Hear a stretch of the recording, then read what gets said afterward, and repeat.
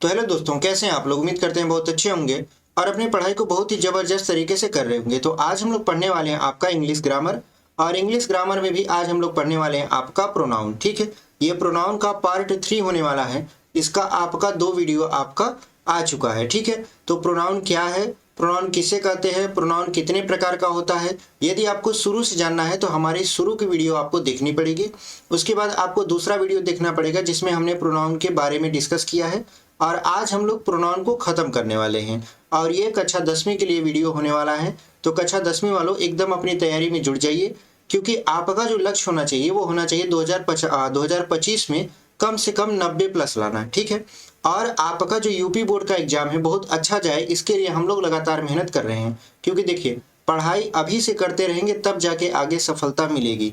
ये नहीं कि सफलता ऑटोमेटिक मिल जाती है, नहीं, उसके पीछे बहुत सारी मेहनत होती है। तो अभी से यदि आप तैयारी करना शुरू कर देते हैं तो आपका जो सिलेबस है बहुत टाइम से ख़त्म होगा और आपको रिवीजन करने का मौका भी मिलेगा। नहीं तो आपका सिलेबस भी ख़त्म नहीं हो पाएगा और रिवीजन करने का मौका भी नहीं मिलेगा और एग्जाम आपके सर पर रहेगा। तब जाके आपको समझ में आएगा कि उस टाइम यदि पढ़ लिया होता तो अच्छा होता। तो वो सोचना ना पड़े, इसलिए अभी से आप पढ़ाई स्टार्ट कर दो। और यदि आप पहली बार हमारे चैनल पर आए हैं और हमसे जुड़कर पढ़ना चाहते हैं यूपी बोर्ड के लिए, तो हमारे चैनल को सब्सक्राइब कर लीजिए, क्योंकि हम आपके लिए ऐसे ही लगातार वीडियो लेकर आ रहे हैं। ठीक है, जिसमें हम लोग 10वीं से 12वीं तक का वीडियो लेकर आते हैं। तो चलिए वीडियो को शुरू करते हैं और देखते हैं कि आज हम लोग प्रोनाउन के कौन से पार्ट को पढ़ेंगे। और आज प्रोनाउन का पूरा चैप्टर खत्म होने वाला है। ठीक है, तो वीडियो थोड़ा सा लंबा हो सकता है, लेकिन कोई बात नहीं, आप आराम से एकदम अंत तक देखिएगा। वीडियो बहुत ही जबरदस्त होने वाला है, एकदम एनर्जेटिक होने वाला है, और हम लोग बहुत ही आसानी से आपको समझाने की कोशिश करेंगे। तो चलिए वीडियो को शुरू करते हैं। देखिए, यहाँ पर सबसे पहले इसके पहले 5 प्रोनाउन हम आपको पढ़ा चुके थे। ठीक है, 5 प्रोनाउन कौन कौन से थे आपका, इससे पहले इंडिफिनिट प्रोनाउन तक हम आपको पढ़ा चुके थे। तो आज हम लोग पढ़ेंगे आपका रिफ्लेक्सिव प्रोनाउन। रिफ्लेक्सिव प्रोनाउन जिसको बोलते हो आप निजवाचक सर्वनाम। निजवाचक सर्वनाम मतलब एक ऐसा सर्वनाम जो कि खुद के बारे में ही बताता है। तो क्या कहलाता है वो, निजवाचक सर्वनाम कहलाता है। सिंपल सी परिभाषा है, लेकिन यहाँ जो परिभाषा हम लिखे हैं उसको हम लोग थोड़ा सा समझ लेते हैं। ठीक है, यहाँ पे लिखे हैं, जो प्रोनाउन नाउन से किए हुए काम को बतलाते हैं, यह वह सर्वनाम है जिससे प्रकट होता है कि कार्य का प्रभाव कर्ता पर ही पड़ता है, अन्य व्यक्ति पर नहीं पड़ता। यानी इसमें जो भी काम होगा उसका प्रभाव स्वयं कर्ता पर पड़ेगा। मतलब इसमें जो भी काम होगा उसका जिम्मेदार जो होगा वो कर्ता होगा। जैसे कभी कभी क्या होता है, कोई काम करते हैं, गलती हो जाता है तो हम जिम्मेदार दूसरे को ठहरा देते हैं कि नहीं, ये काम हमने नहीं किया था, ये काम फला आदमी ने किया था। लेकिन इसमें ऐसा नहीं होता। इसमें जो काम जो कर रहा है, अगर वो गलत भी हो जाता है, सही भी हो जाता है, तो उसकी जिम्मेदारी वो खुद लेता है कि नहीं, ये काम हम ही किए थे, ये काम हमसे ही सही हुआ है या हमसे ही गलत हुआ है।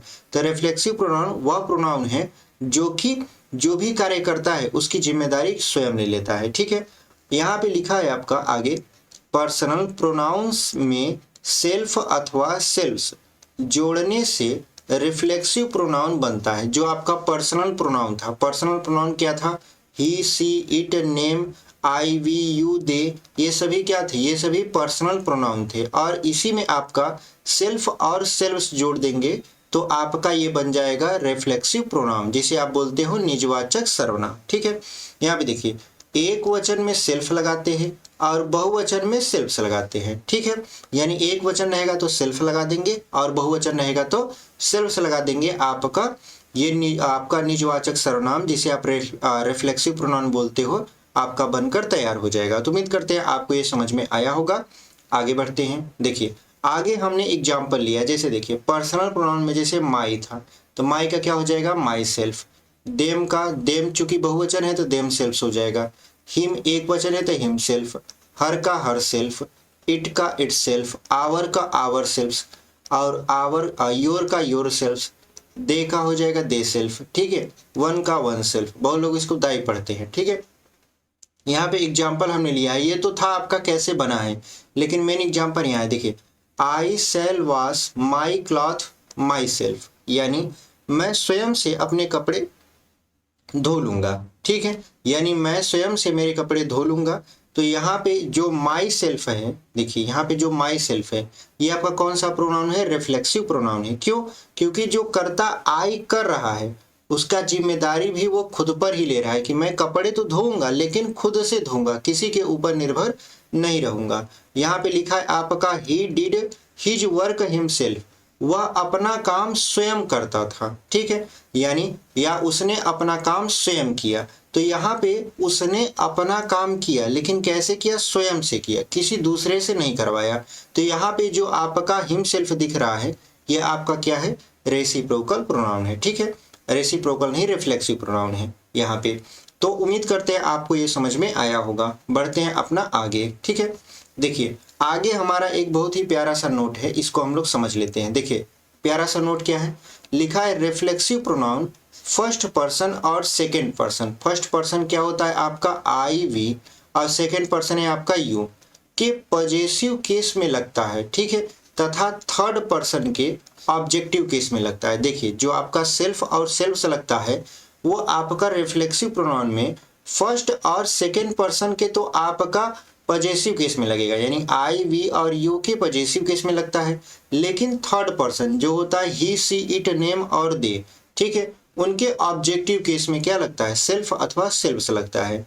अब आगे चलते हैं, आपका अगला आपका जो प्रोनाउन है इम्फेटिक प्रोनाउन। इम्फेटिक प्रोनाउन का मतलब होता है दृढ़ता सूचक सर्वनाम। अब ये दृढ़ता सूचक सर्वनाम क्या है, देखिए इसमें क्या होगा, कोई भी काम करेगा लेकिन बड़ी दृढ़ इच्छा से करेगा कि जैसे मैं बाजार जाऊंगा तो मैं बाजार जाऊंगा जरूर, ठीक है, यानी उसके अंदर वो दृढ़ता बनी रहेगी उस काम को करने के लिए।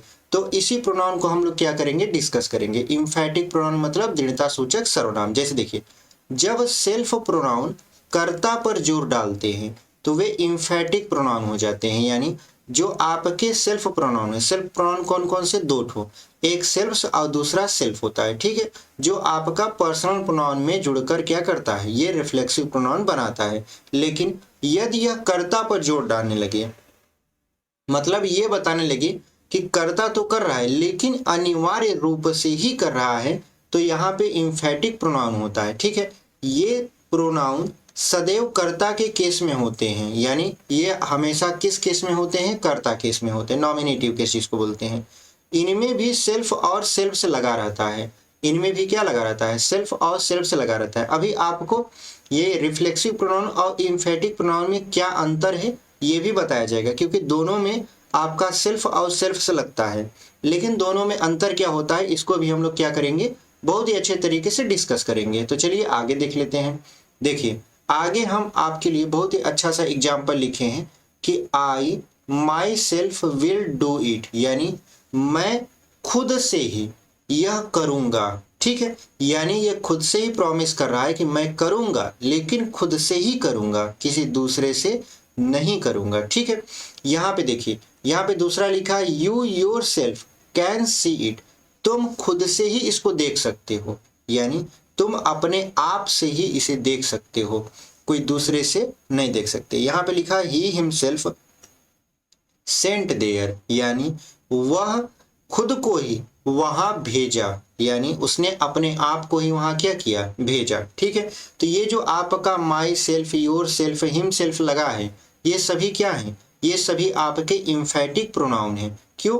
क्योंकि देखिए ये जो माई सेल्फ है ये आई पर जोर डाल रहा है, योर सेल्फ यू पर, और हिम सेल्फ ही पर क्या कर रहा है, जोर डालने का काम कर रहा है। तो ये सभी क्या है, आपके इम्फेटिक प्रोनाउन है। अब पहचानने का तरीका अभी हम आगे डिस्कस करेंगे। देखिए यहाँ पे लिखा है इन वाक्यों में my self, your self, him self क्रमशः आई, यू और ही पर दबाव डालते हैं। हमने आपसे कहा ना कि ये सभी क्या करते हैं, दबाव डालने का काम करते हैं। यहाँ इसके अर्थ स्वयं के आते हैं, यानी इसका अर्थ कोई दूसरा नहीं आएगा, इसका अर्थ क्या आएगा, स्वयं, यानी मैं खुद से ही ये सारी चीजें कर रहा हूँ, ये अर्थ देता है। तो चलिए देखते हैं इसका नोट। नोट नंबर 1 जो है ये कह रहा है जो आपके सेल्फ प्रोनाउन से पहले उससे संबंधित पर्सनल प्रोनाउन का प्रयोग अवश्य होता है, यानी जो आपका सेल्फ प्रोनाउन होगा, सेल्फ प्रोनाउन के प्रयोग से पहले आपका जो पर्सनल प्रोनाउन है उससे संबंधित उसका प्रयोग जरूर होगा। जैसे देखिए यहाँ पर माई, माई किसके लिए यूज होता है? आई के लिए। तो देखिए माई सेल्फ से पहले इसका पर्सनल प्रोनाउन आई है। यहाँ पे योर सेल्फ है तो योर सेल्फ आपका किसके लिए यूज हुआ है? यू के लिए, तो इसका भी पर्सनल प्रोनाउन यू है। यहाँ पे हिमसेल्फ, इसका भी पर्सनल प्रोनाउन ही है। ठीक है, यानी ये जितने भी प्रोनाउन आपके इम्फेटिक के प्रयोग होते हैं, ये प्रयोग से पहले ये देख लेते हैं कि क्या हमारे प्रयोग से पहले हमारा पर्सनल प्रोनाउन है कि नहीं है। यदि है तो प्रयोग होंगे, यदि नहीं है तो प्रयोग नहीं होंगे। तो उम्मीद करते हैं आपको ये समझ में आया होगा। आगे देख लेते हैं। देखिए यहाँ पर सबसे जो हम बात कर रहे थे रिफ्लेक्सिव, यहाँ पे रिफ्लेक्सिव प्रोनाउन और इम्फेटिक प्रोनाउन में अंतर क्या होता है। देखिए रिफ्लेक्सिव प्रोनाउन और इम्फेटिक प्रोनाउन में अंतर जानना इसलिए जरूरी है क्योंकि दोनों में my self, your self, her self, him self ये सारी चीजें आती हैं। तो दोनों में कैसे पहचानेंगे कि कौन इम्फेटिक है और कौन रिफ्लेक्सिव है। तो इसके लिए सबसे पहले जो पॉइंट दिए गए हैं उसके बारे में हम लोग क्या करेंगे, बारी बारी से डिस्कस करेंगे और समझेंगे कि कैसे ये एक दूसरे से अलग है। देखिए पहला जो पॉइंट है, करें रिफ्लेक्सिव प्रोनाउन में सेल्फ का अर्थ अपने आप आता है, यानी जो सेल्फ होता है उसका अर्थ क्या होता है? अपने आप आता है, यानी ये खुद के बारे में ही बताता है। परंतु इम्फेटिक प्रोनाउन में सेल्फ का अर्थ स्वयं होता है। देखिए एक होता है अपने आप करना, एक होता है स्वयं करना। जब आप स्वयं करने की कोशिश करते हो तो आपके अंदर एक दृढ़ इच्छा होती है खुद से करने के लिए। ठीक है, जैसे अभी आप पढ़ाई कर रहे हो तो आपको कोई ये नहीं कहता है बार बार कि नहीं नहीं पढ़ो पढ़ो पढ़ो, नहीं। आपके अंदर यदि टॉपर वाला गुण है तो आपका मन खुद से ही कहेगा कि हमारा अभी सिलेबस कंप्लीट नहीं है, हमारा अभी नोट्स तैयार नहीं है, हमको कुछ याद नहीं है, तो हम सारी चीजें स्वयं से करें। ये नहीं कि इधर उधर की बातों में आकर अभी तैयारी बाद में करते हैं, ये करते हैं, वो करते हैं, ऐसा आप नहीं करोगे यदि आप टॉपर कैटेगरी में हो। लेकिन यदि आप टॉपर कैटेगरी में नहीं हो तो क्या करोगे? कोई भी दोस्त यार तुरंत यदि फोन कर देता है या कुछ भी कर देता है कि चलो हमारे साथ चलते हैं, तुरंत उसके साथ चल दोगे। आपका जो टाइम पढ़ने वाला था उसने आपको अपने दोस्त यार में मतलब खर्च कर दिए, तो टाइम पढ़ने का बचा नहीं और धीरे धीरे आपका सिलेबस क्या हो गया? बढ़ता गया और आपको वही सिलेबस जो शुरू में एकदम छोटा लगता था वही अंत में चलकर बोझ बन गया।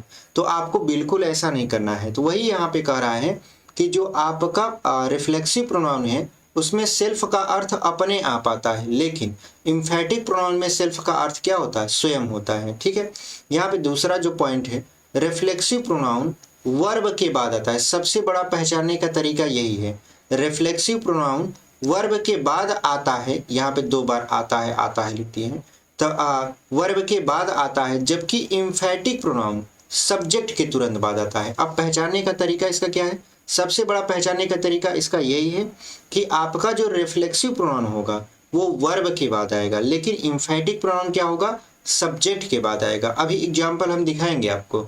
तीसरा जो होता है आपका रिफ्लेक्सिव प्रोनाउन का केस ऑब्जेक्टिव केस होता है। रिफ्लेक्सिव प्रोनाउन क्या होता है? ऑब्जेक्टिव केस में यूज होता है, बट जबकि इम्फेटिक प्रोनाउन का केस नॉमिनेटिव होता है। नॉमिनेटिव का मतलब सब्जेक्टिव केस में होता है। ठीक है, यानी रिफ्लेक्सिव प्रोनाउन तो ऑब्जेक्टिव केस में होता है, बट इम्फेटिक प्रोनाउन क्या होता है आपका?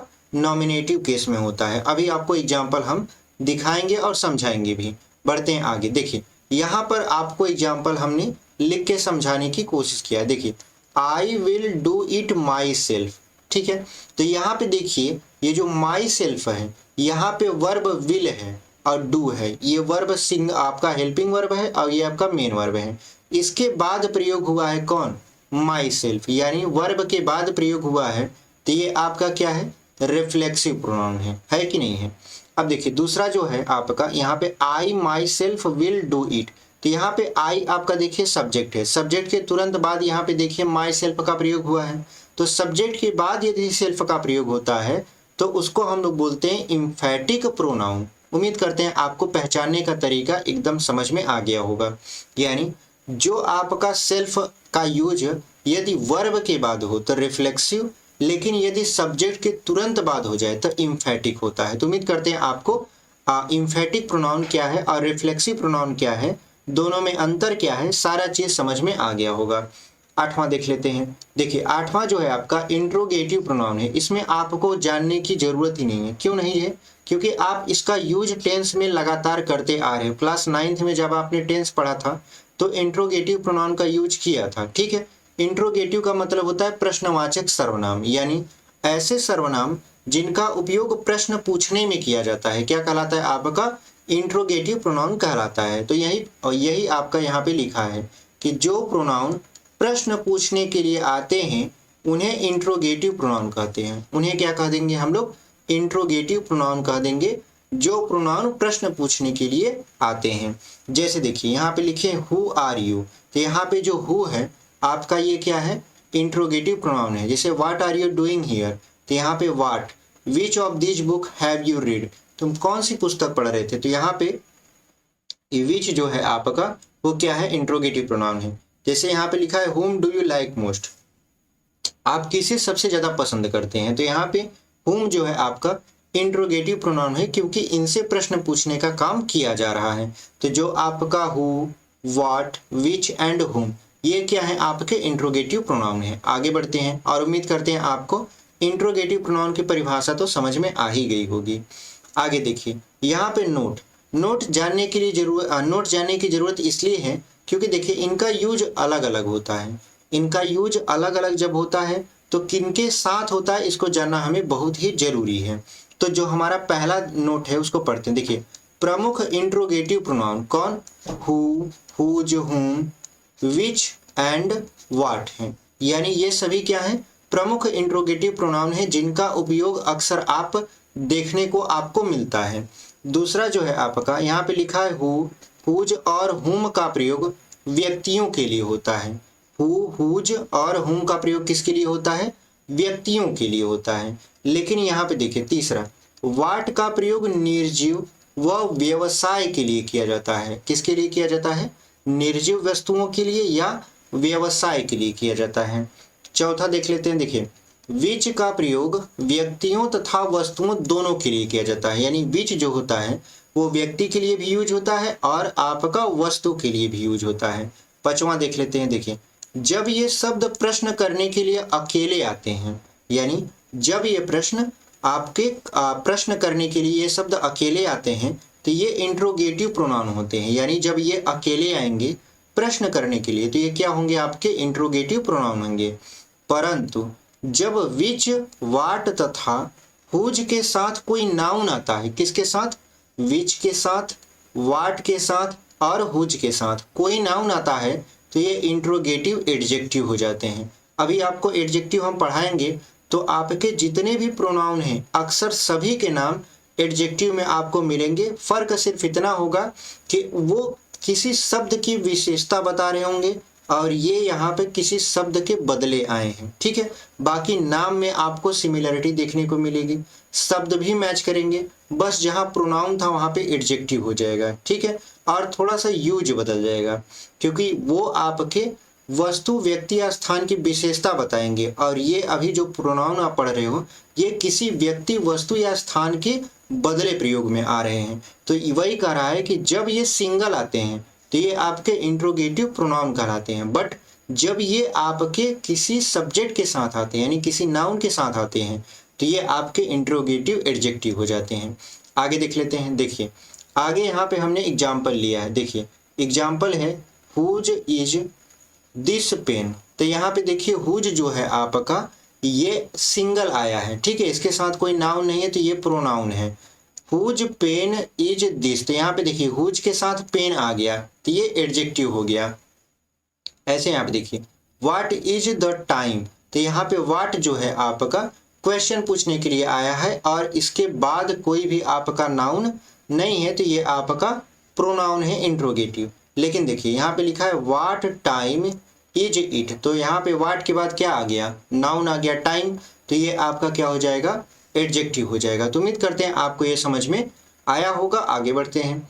आगे देखिए हमारा है 9वां इम्पर्सनल प्रोनाउन। ये आपके लिए नया है लेकिन आप इसे पढ़े हो। ठीक है, कहीं ना कहीं आप इसे पढ़े जरूर हो, नाम थोड़ा सा नया है।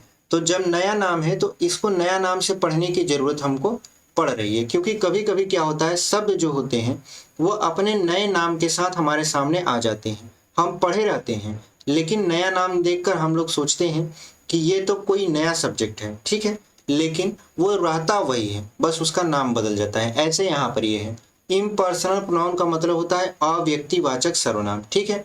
तो यहाँ पे जब इट का प्रयोग सब्जेक्ट के स्थान पर होता है और इससे विशेष व्यक्ति या वस्तु नहीं प्रकट होता, अर्थात इट का कोई अर्थ ही नहीं होता, तो इट को इम्पर्सनल प्रोनाउन कहा जाता है। यानी पहला बात ये इसने क्या कहा, इसने पहली बात ये कही कि इट का प्रयोग सब्जेक्ट के स्थान पर हो।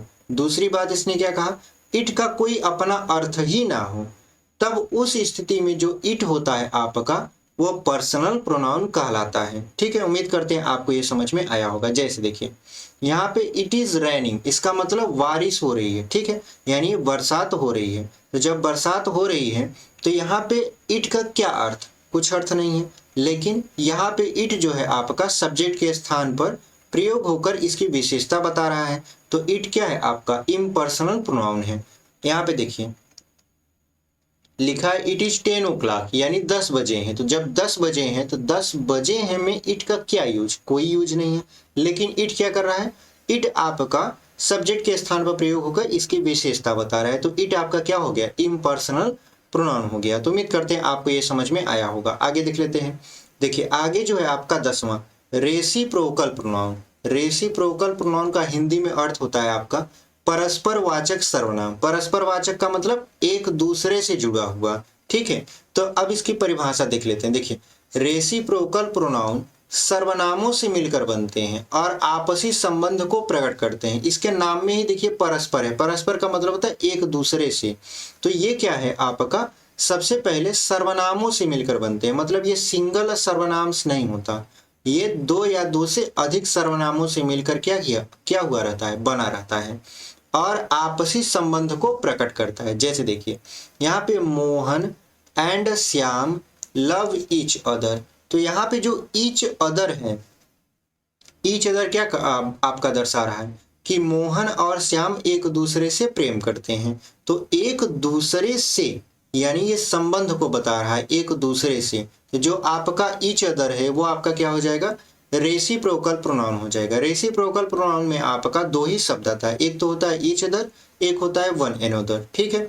दो ही शब्द होते हैं और बहुत ही जल्दी से आप इसे मेमोराइज भी कर लोगे तो कोई दिक्कत नहीं होगा। देखिए दूसरा जो है आपका लिखा है these 3 boys helped one another. तो यहाँ पे देखिए पहला ईच अदर, दूसरा वन एनोदर। तो यहाँ पे लिखा है these 3 boys helped one other, यानी तीनों लड़कों ने आपस में क्या किया, एक दूसरे की सहायता की। यहाँ पे जो वन एनोदर है आपका वो कौन सा है, रेसिप्रोकल प्रोनाउन है। तो यहाँ पे देखिए नोट में हमने लिखा रेसिप्रोकल प्रोनाउन केवल दो होते हैं। कौन कौन से, पहला तो होता है ईच अदर, दूसरा होता है वन एनोदर, ठीक है। दो व्यक्तियों या वस्तुओं के लिए तो ईच अदर का प्रयोग होता है, लेकिन दो से अधिक के लिए यानी दो से अधिक व्यक्ति वस्तु के लिए क्या प्रयोग होगा, वन एनोदर का प्रयोग होगा। तो उम्मीद करते हैं आपको ये समझ में आया होगा। आगे बढ़ते हैं। देखिए आगे जो है आपका सबसे लास्ट आपका pronoun exclamatory pronoun. Exclamatory pronoun का मतलब होता है विस्मयवाचक सर्वनाम, ठीक है। विस्मयवाचक सर्वनाम का मतलब क्या होता है, देखिए इसमें आश्चर्य की चीजों को दर्शाया जाता है। मतलब कोई ऐसी चीज बोली जाती है जिसको सुनकर आदमी आश्चर्य मतलब कि विस्मय में पड़ जाता है। जैसे अगर कोई कह दे कि अभी बिजली कड़की है, ठीक है, या आप खड़े हो और आपके सामने, ठीक है, आप कोई किसी से बात कर रहे हो या कोई काम कर रहे हो और पीछे से कोई ताली बजा दे तो आप क्या करते हो, एकदम चौंक जाते हो, ठीक है। या आपका हाथ यानी आपकी उंगली कोई कहीं भी मान लेते हैं तवा गरम है और उस पर यदि थोड़ा सा टच करवा दे या आग से थोड़ा सा टच करवा दे तो आप तुरंत क्या करते हो, भौचक्के रह जाते हो, आपका माइंड तुरंत आश्चर्यचकित हो जाता है। तो उसी आश्चर्यचकित को प्रकट करने के लिए यहाँ पे प्रोनाउन लाया गया है एक्सक्लामेटरी प्रोनाउन। इसमें लिखा है जब वाट का प्रयोग अकेला आश्चर्य प्रकट करने के लिए किया जाता है तो एक्सक्लामेटरी प्रोनाउन कहलाता है। देखिए इसमें शब्द तो बहुत हैं, जब आप डायरेक्ट इनडायरेक्ट पढ़ोगे तो वहाँ पे बहुत सारे शब्द आएंगे एक्सक्लामेटरी सेंटेंस को कन्वर्ट करने के लिए, लेकिन यहाँ पर अक्सर आपको देखने को मिलेगा वाट, ठीक है। वाट जो होता है वो आश्चर्य प्रकट करने के लिए जब प्रयोग किया जाता है तो वो एक्सक्लामेटरी प्रोनाउन हो जाता है। और एग्जाम्पल की बात करें, जैसे देखिए, what you do not know Mahatma Gandhi, यानी क्या तुम महात्मा गांधी को नहीं जानते। ऐसा देखिए, ऐसा हो ही नहीं सकता कि कोई महात्मा गांधी को न जानता हो। लेकिन यदि कोई कह दे आपके सामने कि हम तो जानते ही नहीं कि कौन है महात्मा गांधी, तो आप आश्चर्य से उसे देखने लगोगी कि ये कैसा व्यक्ति है कि जो कि महात्मा गांधी को नहीं जानता। ठीक है। अब दूसरा जो है, what you do not know me, यानी क्या तुम मुझे नहीं जानते। ठीक है। यानी यदि आप किसी इलाके में बहुत फेमस हैं, ठीक है, किसी भी काम के लिए, और उस इलाके में सभी व्यक्ति आपको जानते हैं, लेकिन कोई व्यक्ति ऐसा आकर आपके सामने कहे कि मैं तो इसे जानता ही नहीं हूँ, तो आप बड़े आश्चर्य से उसे देखोगे और कहोगे कि सभी लोग तो हमें जानते हैं, लेकिन ये कौन है जो हमें नहीं जानता। ठीक है। तो वहां पे वही लिखा है कि वाट यू डोंट नो मी, तो यहाँ पे क्या तुम मुझे नहीं जानते हो। अब नोट देख लेते हैं। देखिए नोट क्या है, वाट जब एक्सक्लामेटरी प्रोनाउन होता है तो उसके तुरंत बाद एक्सक्लामेशन मार्क लगता है। इसके बाद क्या लगता है आपका, एक्सक्लामेशन मार्क, यानी विस्मय बोधक चिन्ह लगता है। विस्मय बोधक चिन्ह कौन सा होता है, एक खड़ी पाई से खींचेगा और यहाँ पर ये आपका बिंदी लगा देगा, तो ये जो है आपका चिन्ह, ये विस्मय बोधक चिन्ह होता है। ठीक है। तो उम्मीद करते हैं आपको प्रोनाउन बहुत अच्छे तरीके से समझ में आ गया होगा। पूरी वीडियो को आपने देखा होगा, और यदि अभी तक आपने चैनल को सब्सक्राइब नहीं किया है तो चैनल को जरूर सब्सक्राइब कर लीजिए। वीडियो यदि पसंद आई हो तो वीडियो को जरूर लाइक करिए और अपने दोस्तों तक भी इसे शेयर करिए, ज़्यादा से ज़्यादा शेयर करिए, क्योंकि देखिए हमारे चैनल पर प्रॉब्लम ये चल रही है कि नोटिफिकेशन किसी के पास जा ही नहीं रहा है। जो सब्सक्राइब कर लिए हैं उनके पास भी नोटिफिकेशन यूट्यूब नहीं भेज रहा है, जिससे क्या हो रहा है दिक्कत कि कोई वीडियो देख ही नहीं पा रहा है, मतलब जानकारी उसके पास पहुंच ही नहीं पा रही है। ठीक है। तो मेहनत इसीलिए हो रही है ताकि जानकारी सबके पास पहुंचे। जब जानकारी नहीं पहुंच पाएगी तो ये मेहनत किस काम का। तो आप वीडियो को ज़्यादा से ज़्यादा क्या करिए, शेयर करिए अपने उन ग्रुप्स में जहाँ पे आप पढ़ाई से रिलेटेड आपका जो स्टडी मटेरियल है वहाँ पे आप शेयर करते हो। ठीक है। तो मिलते हैं आपसे अगले वीडियो में, तब तक के लिए धन्यवाद और ऐसे ही पढ़ाई करते रहिए। ठीक है।